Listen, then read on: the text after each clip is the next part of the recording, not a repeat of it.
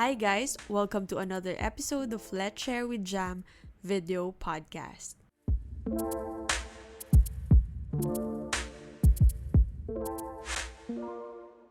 Since I talked about sharing in community sa first episode, from time to time I will have guests from my own community. And of course, sino pa ba yung uunahin ko sa community ko? Syempre, susulitin ko na habang wala pa siyang pasok as of this recording. I asked Paulo to be my first ever guest here. And I want to introduce him. Hello, welcome, Paulo. Hi, I'm glad to be here. Oh, by the way, guys, if you don't know yet, Paulo is actually my boyfriend. Yee. Hi, Pao. Kamusta ka naman? Kamusta naman ako? I feel very privileged and grateful. Deep down inside, I feel entitled to this because as your boyfriend, I deserve to be your first guest in your video podcast. No one else deserves to take my place.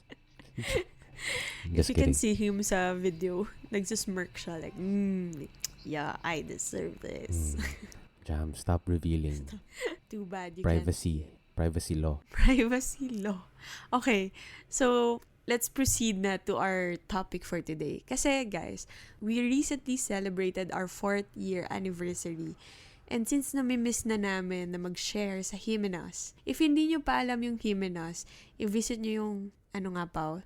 Our link for Facebook is facebook.com/himandUsPH. Our Instagram is @himandUsPH. Yes, and it's been a while since we last shared content there. So we've been itching to create content. So, going back to what I was saying a while ago, kasi 4th year anniversary namin, so I asked Paulo to share 4 random but important lessons that he learned sa relationship namin sa loob ng 4 years. Which I hope makatulong sa'yo, sa inyo, lahat na nakikinig ngayon, di ba, Pao? Yeah, and we're pretty sure it's relatable. We believe this is what every relationship goes through or eventually has to go through. Yeah. Are we ready to start? Yeah, let's go.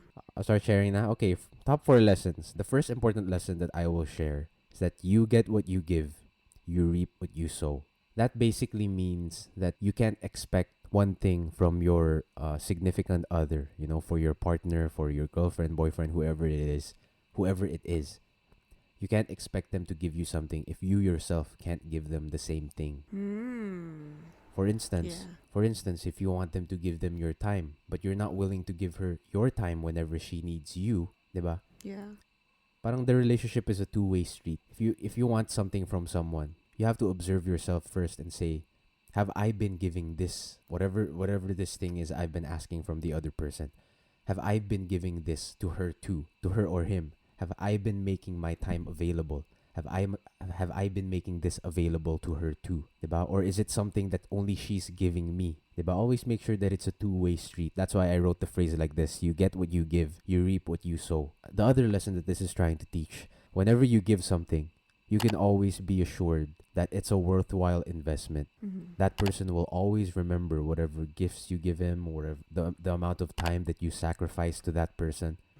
Eventually, it will come back to you. I don't know how. It will be different for everyone. If you want someone to love you, you love them first and you won't be surprised for them to give it back to you. Diba, soon? Kaya sinasabi ko, you get what you give, you reap what you sow. In other words, if you give love abundantly to someone, almost 99% of the time, you will get it in return. That's a very important lesson that I learned in my relationship with Jam. Yeah, I remember before, diba? Sobrang totoo to kasi sa atin dalawa. Like, for example, if I ask for your time, lalo nung nasa law school ka na, every time I demand time, like, give me just 5 minutes of your time. Lagi tayo nag-aaway. Like, alam mo ba, sobrang important ng 5 minutes sa akin, ganyan. By the way, if you're a law student and you're listening to this, You'll give me understand. a thumbs up.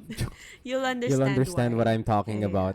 So, Even 5 minutes. yeah. So, if I demand something from you, nagiging pangit yung impression niya in a way. But if ina-express ko siya in such a way na parang I care about you na, o sige, kahit hindi na tayo mag-FaceTime or hindi na tayo mag-usap, as long as you sleep, you eat, parang okay na sa akin yon. Or if I just give you something na hindi mo ina-expect, all the more ka naman, nare-realize ko na all the more ikaw naman, parang you want to give me time all the more you want to give back to me. Yeah. You usually say, ang pangit ko sa akin manggagaling, no? But you usually say, every time I give you something, you usually say na, I don't deserve this. Parang, ikaw na yung gumagawa ng way para makabawi. Yeah. And that's a very good example. Alam mo yung sinabi mo, like that's a really great way to put it. Like if you feel like in your relationship, you really need this particular thing or whatever intangible thing it is. If there's something you need from someone, why don't you try giving it first? And then before you know it, you'll find that person gives it to you back. So for instance, if you want that person's time, be the first person to give time to that other person. Yeah. Right? If you want that person's attention, you be the one to give him attention first. Yeah. And before you know it, that person will find a way. Whatever gift you give, whatever time you give, whatever thing you give, it will find its way back into you. At least that's what 4 years of experience has taught us so far. Yeah, that's true. I remember yung verse na, this is my favorite verse actually, which is yung Galatians 6:9. It says, "Let us not become weary in doing good, for in proper time, we will reap a harvest if we do not give up." Basically, if you keep on doing good, Yeah. diba? Parang pagka paulit-ulit, gumagawa ka lang ng mabuti, without even expecting anything in return, magugulat ka na lang na parang, ay, wow, ang ganda naman ng binalik mo sa akin. Parang in due time. Kasi like sa atin, sobrang totoong-totoo sa amin yun. Kasi even if, diba may mga times na, okay, hindi kita mabibigyan ng time ngayon, pero promise babawi ako. And then in due time, pag nandun na yung time na pwede ka na, may time ka na to give me something or to make bawi. That's so konyo. Pero to make bawi, parang dun naman ako nasuspoil. Para diba? bumawi, Ganun naman yung, bumabawi talaga si Pao. So, that is a very, sobrang gustong ko yung I love that verse. Thanks for sharing that verse. Yeah, Galatians 6:9. Sobrang ganda ng verse na yun kasi basically the first lesson that I just shared, Galatians 6:9, that's that Bible verse put in another way. Yeah. Expressed differently. It's the same principle. Yeah, that's true. It's the same universal principle. You reap what you sow. Yeah. So, alam ko hahaba pa pagka in-expound pa natin. But, okay, number 2, Paulo. What's your number 2? Number 2, this is one of my favorite ones, and it's not something you'll learn by yourself. The second lesson that I'm going to share is small gestures of love are just as important as the big ones. Small gestures of love are just as important as the big gestures. When I was courting Jam, nung hindi pa kami, nung kinokort ko pa siya, syempre when you're courting someone, when you're trying to catch that person's heart, diba? In local parlance, in contemporary parlance, we call it the chase. Diba? Everyone loves the chase. Diba? Yeah. For those of you who are in a relationship, try to recall that time, that moment when you were chasing the person that, you were really interested in. Diba? It's all about the big gestures, because you want to grab that person's attention. You want to give, meron shock factor. Yeah. Diba? You want to make sure that person remembers you. You want to be etched in their brain, to be carved in their souls, for them to never forget who you are. How do you do that? By big gestures, like surprising them at work, giving them a grand birthday party. And speaking of birthday parties, I was the first ever person to give a birthday party surprise to Jam. Yeah, that's true. I remember we had when we were still friends, Jam shared to me, alam mo ba, wala pang nagbigay sa akin ng surprise birthday party ever sa buong buhay ko. And I was shocked to hear that. Sabi ko, wow, you're really all these years, high school, elementary, wala, 'di ba? So you can imagine when I gave her that surprise birthday party, syempre hindi na niya makakalimutan yun. She won't ever forget that. Yeah. I still have videos. I mean, off the top of my head, I still remember everything that happened on that day. Yeah. On that day, I made her believe na walang surprise. To the point na nararamdaman ko na, nakikita ko na parang medyo teary na siya until we walked in that church gate. Tapos biglang may mga candles. We followed the path of the candles and then we walked in the room. There were candles shaped in her age and I think her name, and then surprise party. Tapos instead of tears of sadness, tears of sorrow, naging tears of joy na kasi sobrang saya ni Jam. Yeah. Diba? It's so funny kasi when you shared na ito yung number 2 mo, ito kagad yung pumasok na example sa mind ko. Yung first grand we thought of move the same mo. example, no? Yeah. 8 cool. years ago na may event kami sa church, tapos birthday ko. Tapos, for some reason, walang bumabati sa akin or may bumati man. Pero parang, it's normal. Parang hindi masyadong, nothing special. Tapos nagulat na lang ako, umalis kami, parang pinabili kami ng something. This was 8 years ago. Kaya parang medyo hindi ko na matandaan. But sabi ko nga kay Pao, parang nagulat ako na pagbalik namin ng church, pagbukas ko nung gate, punong-puno na ng mga post-it, parang leading to a room, yung Sunday school. So, may mga post-it na may mga letters ng mga church members namin, ng mga youth. And then, nagulat ako pagpasok ko. Tapos may background music pa Yeah. nga. Do you remember that? May Yeah. background music pa. What was the background music? I think I ano eh, forgot 1,000 na. years eh. Is it 1,000 Really? years? Or, I'm not I sure. can't remember. I But- think so. Yeah. Tapos, nagulat ako, pagpasok namin sa Sunday school, nandun silang lahat. May food, Yeah, may everyone long was there. table, and then, Yeah. yun, tas kumain lang Mm. kami, nag-surprise sila, and it was so much fun kasi first time ko maka-experience ng ganun. And Mm-mm. during that time, Mm-mm. hindi pa naman kami ni Paulo. That was 8 years ago. Yeah, friends So, pa kami that's nun. just one, no? So that's an example of a big gesture, 'di ba? I'm sure all of you guys know what that means. You've all given your fair share of big gestures to someone you love. Pero the reason why I say that small gestures are just as important is because these big gestures do not exempt you from the small acts of love that you have to show the other person. 'Di ba? Hindi just because na ay sinurprise kita sa birthday kahapon, ibig sabihin tomorrow I don't have to give you my time anymore. Kumbaga this is an investment, 'di ba? Parang relationships don't work that way.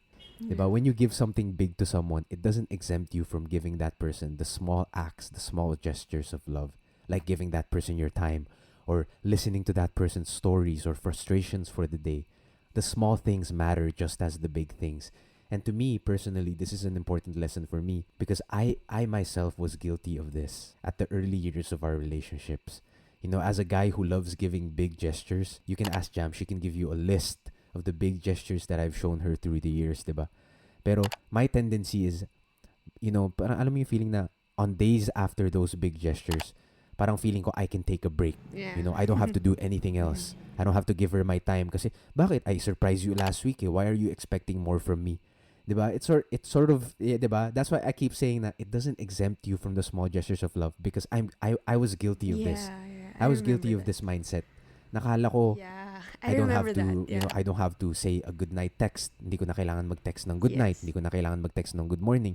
Bakit? Kasi I keep bringing back the Yeah. justification to, kasi nag-big gesture naman ako last week. I gave her a big gesture last week, di ba? So, parang the small gestures are just as important. Yes. Why? It's because it helps the other person remember that that person is, you don't forget that person in the ordinary course of the day. Yeah. You don't forget that person Yeah, that's throughout true. your day. Yeah. Diba? Yeah. Another example ng small gesture na akala mo ang liit lang niya, but it means a lot to me. Like sa amin kasi, since nasa law school si Paulo, so hindi talaga kami nagsasabay matulog. Yeah. So ako yung nauuna matulog and siya, Mm. he will stay up until Yeah. mga 4 a.m., 3 a.m. So that's normal. 4 to 5 a.m. Yeah. And usually, since law school nga, hindi kami masyadong nag-uusap ng matagalan. So, parang mga mabibilis lang na talk.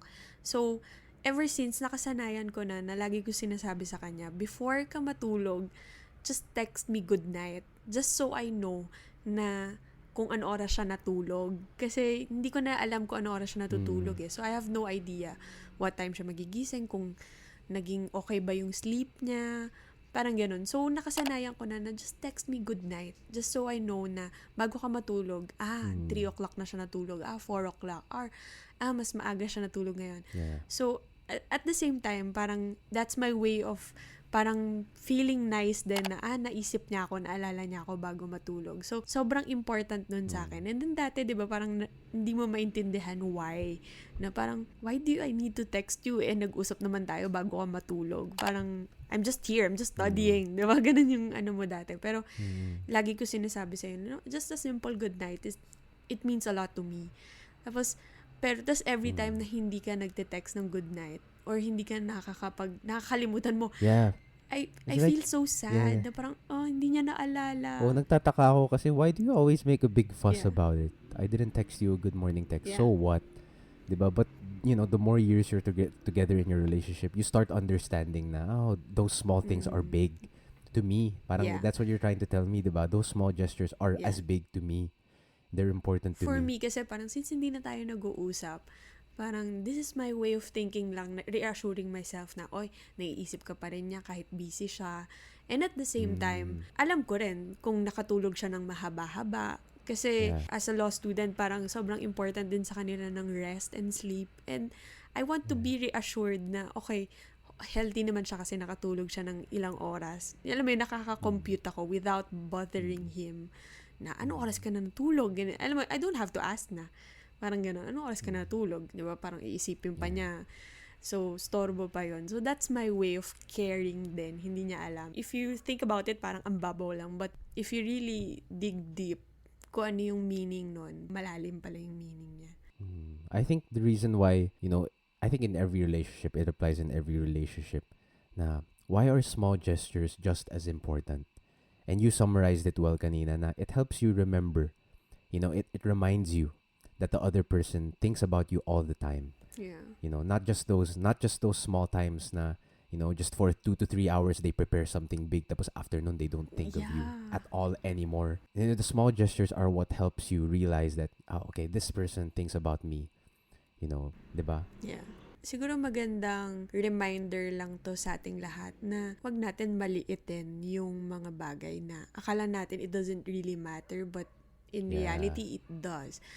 Parang tayo, 'di ba? Kasi I just realized on the top of my head now, parang bigla ko lang naalala. Like kagabi, you were asking me na, so anong papanoodin natin tonight? And then you said na, Chub, what did you say? This is something I look forward to every night. Yeah, that's what he said. Yeah. So parang I look forward ako, to this every night. since hindi naman niya everyday sinasabi yon, akala niya parang ang liit lang nun na in-express lang niya yung nararamdaman niya. But to me, hindi ko na siya nakalimutan. Hanggang ngayon naalala ko pa. Talaga? Wow. I didn't even know that. Like, I had no idea. Yeah. That's one example na parang kahit akala mo maliit lang siya, but it does matter. Totoo, no? Yeah. Meron ako sinasabi, parang may love bank ka. So, parang pagka medyo, sa amin kasi, since Love he's a bank. law, parang, Storing love like fuel. law student siya. So, parang feeling ko, parang kung may tangke ng ipon na lambing niya. And then, parang pag nauubos na, since, halimbawa, matagal na kaming hindi nag-usap, I will tell him, I need the fuel. Lambing me. Parang ganun. So, just to remind myself na, he's still there. Parang nandyan pa naman siya. Hindi siya nawawala. He's just studying hard. It's nice to know na kahit busy siya, naaalala pa rin niya ako. So, what about you, Pao? What can we impart to them? Yeah. Kasi the thing about small gestures is not only is it significant, it's so easy to do. It's very easy to do. Diba? All you need to do is get your phone, grab your phone and text someone, how are you? I miss you. Where are you? What are you up to? Diba? All Especially you need now, is no? Yeah, especially now.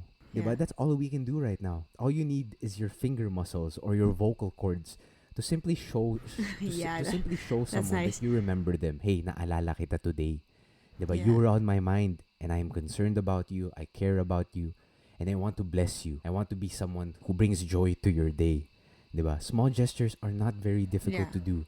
So let's not be stingy about it. Wag tayo maging kuripot. We can give it abundantly because God gives the same kind of love to us abundantly every single day. That's true. So, moving on to number 3, Pao. Okay, lesson number 3 is loving and leaning on each other's friends, family, and loved ones is a must. This is pretty self-explanatory. No, na relationships are not a lone wolf venture. You're not meant to do it alone. You need the people around you, and the people around your significant other. I always say, di ba parang motto na natin to jam sa Him and Us page natin, Facebook and Instagram page, na I'm not just courting you. You're not just courting the person that you like or you're attracted to. You're courting the people around her or around him. Diba? You're courting that person's friends, family, and loved ones. Those are the people that you should care about too. Diba? You Yes, can't be that's true. completely indifferent to that person's social circle. Sobrang totoo yan. Kasi one simple example na bigla ko lang naalala while you were sharing. Isang beses lang kami nagkita ni Paulo sa buong quarantine sa loob ng 5 months. Isang beses lang kami nagkita and that was nung nagbakasyon na, nung natapos na siya sa school. And then, let's just see each other once. Yeah, and we didn't even go out. I just went to Jam's house. Yeah. At saka, since 5 months na kami naka-quarantine, then sa bahay namin, sa kwarto namin, so we know that we're safe. But going back to my story, naalala namin nung magkikita kami, pumayag na yung parents namin and then my mom would say, oh, mag-makeup ka naman, mag-ayos ka naman, magbihis ka. Kasi since nandito lang kami sa bahay, so gusto namin parang relax lang. Mom ko naman, magbihis ka naman ng maayos, mag-ayos ka ng buhok. Diba? Mag-ano ka, mag-makeup ka naman, magpaganda ka naman. And then, nagulat kami na si Paulo naman, parang ganun din yung sinasabi ng parents mo, right? Yeah. My parents were telling me, I remember my dad said, di mo ba iwawax yung hair mo? Your hair looks really bad right now. Make sure na before you go to Jam's house, iwax mo yung hair mo para magandang itsura. As in, ginijoke pa ni mami, maligo ka ha. Yeah. Mag-shave ka. And mag-shave ako. Yeah, that's what they were saying. Yeah. And there's no better feeling than knowing na the people around you support your relationship too. Diba? Kasi yung feeling mo na sometimes you simply run out of gas. On days na you feel like you're running out in the tank, that you have nothing else to offer in your relationship, it's the people around you that will carry you and help you recover that healthier relationship, you know. If you created the right kind of environment, diba? If you love that other person's social circle and that other person is also courting your social circle, it's like you create a healthy support group for your relationship. Which is very important. Kasi pagka may relationship ka, hindi naman pwede na kayong dalawa lang forever. Mm-hmm. You'll need someone, you'll need people na who would support your relationship. And then, like tayo, di ba, pagka may mga pinagdadaanan din tayo, yung parents din natin talagang tumutulong sa ating dalawa. Yeah. Another example is, nung nag-a-adjust pa tayo parehas sa law school. Yes, parehas kami nag-adjust. Wow.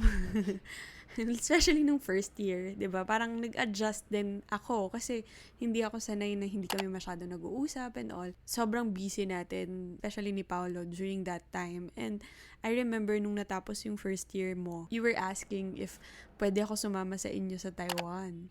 And then my mom kasi is very strict. So, hindi siya basta-basta pumapayag. And then, usually nagulat the kami. answer is no. Yeah. And during that time, yung free days lang ni Paulo, tatamaan yung New Year. And knowing my mom, hindi talaga siya papayag. Imagine, parang papayagan ba niya ako pumunta ng Taiwan to spend New Year's with them. And alam mo yun, they're not that type. So, since they know yung pinagdadaanan namin ni Paulo, which is halos wala kaming time for each other, and they know that we need that time. Sobrang precious nung time na yun for us to make up for the time that was lost. Wow. Make up for lost time. Yeah. Yeah. Diba? Parang alam nila na yun yung important sa atin. So, pumayag sila na mag-spend tayo ng time together. Alam niyo yung feeling na yung friends mo na mismo ang nagpo-push sa'yo to spend time with your, with your significant other na, mag-date naman kayo. Magde-date sila. Yeah. Diba? O, kamusta naman kayo? It's like those people encourage you even more, motivate you even more, to make your relationship work. Yeah. That's why I keep saying healthy social circle, healthy support group. Like it or not, truth be told, you can't do it alone. You really can't do it alone. You need the help of other people. Very, very ideal yung nakasurround sa inyo. Even if hindi yung sa relationship like boyfriend, girlfriend lang.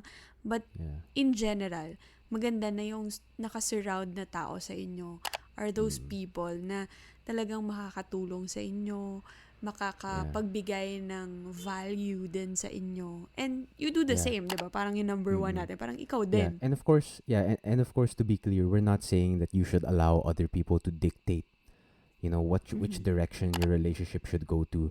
You should not allow other people's thoughts to control the way your relationships work.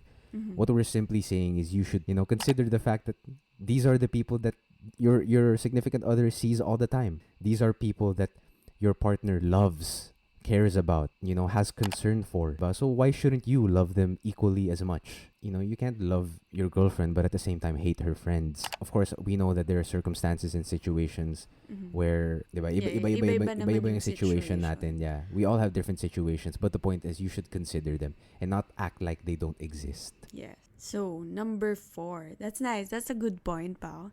Let's move on to number 4. Number 4 and the final lesson. A lot of lessons, but we boiled it down to 4 lessons. The 4th lesson is what you can't control does not exempt you from what you can. Tell me and more about this. This has been particularly, this has particularly resonated with my relationship with Jam because there are a lot of things that we can't control, me and Jam. It's because as a law student, there are so many things that I can't control. so many things. For Amen. instance, di ba, like, True. pag binibigyan ako ng marami, amen, nag-amen si Ja. For instance, pag binibigyan ako ng napakadaming readings na you feel like, like yung pinag-usapan namin kanina, I feel like I can't even give Jam 5 minutes of my time because I feel guilty if I don't study. Lalo na kung may recits na kami in a few hours or in a few minutes or may exams kami the next day, di ba? So there are plenty of things that I can't control, how I manage my time, because sometimes I really need to give 110% of my effort and my time to school in order to pass. I'm not just doing this to get top of my class. I'm doing this to survive, not to get kicked out of law school. You know what I mean? So this is one of the things that I can't control. This doesn't exempt me from the things that I can. What does that mean? It means na pag wala akong time, I should text Jam, hey, I won't be able to talk to you tonight. Parang kumbaga wino-warn ko na siya na, tonight I'm going to have an exam tonight, so I'm gonna study the whole day. So in case you need to reach me and you can't, at least alam mo that I can't. Diba? That's one thing you can control. Hindi What yung you bigla na lang communicate. mawawala. Parang, hindi ka lang biglan. Yeah, that's what I meant. Parang, one of the things that you can control is how you communicate to that person your current predicament. Diba? Yeah. Anong pinagdadaanan mo ngayon? Make sure na transparent ka. Yeah. Na, medyo busy ako ngayon. So, disclaimer na para hindi ka na magulat na hindi ako mag-reply the whole day because I'm going to study the whole day. I will turn off my internet. This is just one of the many millions of examples. There are plenty of things that you can't control. But there are also plenty of things that you can control. And you're not exempted from that. So, kaya yung example na binigay ko is I can't control how busy I am in law school. But I can control how much I communicate to Jam my current situation. So that aware si Jam. Yeah. Hindi na siya nanguhula, anong ginagawa niya ngayon? Ba't hindi siya nagre-reply? Diba? Why is he not replying now? May kausap ba siyang iba or something? Diba? Or Parang, okay pa ba does he siya? not want to talk to me? Is there something wrong in our relationship? Hindi. Parang, I already told her, may exam kasi ako bukas. Yeah. Para at the very least, the other person has a peace of mind na, okay, I know what this person is doing today. True. And that person will understand you, di ba? Yeah. Si Jam, she's been super understanding for me. Like, her understanding is God-sent. Sobrang understanding ni Jam sa akin. Sobrang patient niya. And for that, I am super grateful. But I am not exempted from always communicating to Jam, from always updating her what's going on. Kasi simple update lang. Exam tomorrow. BC me. Talk to you later. Yeah. Di ba? Because that's way better than not sending her anything at all. Yeah. I always say this na you're not exempted from what you can control. You can't control how busy you are. Okay, that's settled. Hindi na natin pwede ibahin yun. But you can control how you treat Jam because of how busy you are. Yeah. What are other applications to this? During those first few months mo sa law school, ito yung something na nahirapan tayong ayusin nung una. And then eventually, we were able to parang pinpoint ano yung nagiging problema. Habang nagsasalita ka, na-realize ko, because of this, ikaw natutunan mo to communicate better. Ako naman, natutunan ko to be more understanding. Even before you said about me being understanding, yun talaga yung na-master ko. Kung ikaw natutunan mo na master mo yung to communicate well. Before kasi nahihirapan tayo na. Kasi di ba lagi mo sinasabi sa akin, don't worry, I'm just studying. Wala naman ako ibang ginagawa. Nag-aaral lang naman ako. And then ako naman sinasabi ko, wala naman masama mag-aral. Pero just tell me na you're studying para hindi ako nanguhula. I can't read your mind. How could I'm I not have there. known? Yeah. Diba? Wala naman akong webcam dyan sa bahay mo. I don't have a security cam to know what you're doing there. Exactly. Diba? And now that you're doing your part, which is communicating better, ako naman, my part is to understand where you're coming from. Na, okay, nag-aaral siya. Intindihin mo na lang, nag-aaral siya. So, BBC, go, understand him, support him. And actually, isa sa drafts ko sa mga gusto kong i-topic dito sa video podcast ko is yung hidden power of understanding. Kasi para ako nakakuha ng gem when it comes to understanding. Yeah. Isang malaking blessing siguro sa lahat ng nangyayari sa atin, sa lahat ng bagay na hindi natin makontrol. Sa life, kami dalawa in general, kami dalawa ni Paulo, parang sa lahat ng bagay na hindi namin makontrol. Bukod sa faith, isa talaga sa nakatulong sa akin is yung understanding. Yung paano ko in-apply sa buhay ko na kailangan mo maintindihan yung situation and kailangan mo mag-adjust. It helps me to be more patient. Natutunan ko mas maging patient just because I understand more. Just because I understand where you're coming from, because I understand bakit ganito yung situation natin. And lahat tayo, di ba? Kahit kayo. Ito lang yung example namin. But I'm sure meron sa buhay nyo na hindi nyo naintindihan bakit to nangyayari. But just take heart and focus on what you can control. yes. Yung maganda yung sinabi mo, Jam, kasi what you're doing right now is, you showing understanding, you showing patience. These are the things that you can control. What can I control? Ako naman, on my end, communicating with you, texting with you the simplest of messages. That's something that I can control. What we're basically saying is, we know that in every relationship, there are things that you can't control. But your response should not be, ay, okay, wala na akong hope. And just lie on your bed all day feeling That's not sorry for true. yourself. Yeah. Diba? Feeling sorry for yourself. Okay, I can't control it. Time to be depressed for the whole day. Yeah. Diba? Parang instead of doing that, focus on what you can control. And more often than not, it'll help you overcome together together with your partner. It will help you overcome the things that you can't control. Last tip na pwede namin impart sa inyo is, kung hindi mo alam ano yung gagawin mo, 'di ba? Kasi tayo parang it took us time para ma-realize natin na okay, communication and understanding. Kayo naman kung hindi nyo alam kung ano 'yon, ano yung gagawin nyo, pray about it. Parang paano ko aayusin 'to? Paano ko mapapainam 'to? Kung ano yung situation ko ngayon? What do you want me to do, God? Don't be afraid to ask God for guidance. Don't be afraid to pray about it specifically. 'Di ba? If meron ka mga bagay na hindi makontrol sa buhay mo, ask God for guidance. What do you want me to do? And read the Bible kasi usually doon naman talaga nanggagaling din yung instructions ng Lord, and spend time with Him, worship Him. Yun yung isa sa nakatulong din sa amin para ma-pinpoint namin na eto pala yung kailangan namin gawin. So, you can do that too if you don't know what to do, diba? If you don't know where to start, that's the best part. As cliche as it sounds, diba? Parang baka lagi niya na naririnig sa You're saying amin. prayer? Yeah, prayer, reading the Bible, and spending time with God talaga for guidance. When in doubt, diba? When in doubt, pray, spend time. Yes. Kanina lang may life group ako, and yun din yung pinag-uusapan namin na connect to the source. If you don't know what to do, connect to the source. Our main source is God. So, if you don't know where to start, connect to the source. And He will guide you through the things that you can control in your life. Diba? Tapos, dun sa mga bagay na hindi mo makontrol, bahala ang Lord. Diba? Note to self sa atin dalawa. Things will fall into place eventually. Yes. So before we end, we want to share a Bible verse that we believe that could bless your day. The verse can be found in Ecclesiastes 4:9, which says, "Two are better than one because they have a good return for their labor. If either of them falls down, one can help the other up. But pity anyone who falls and has no one to help them up." Huwag ka daw maging loner, basically. In other words, don't be a loner.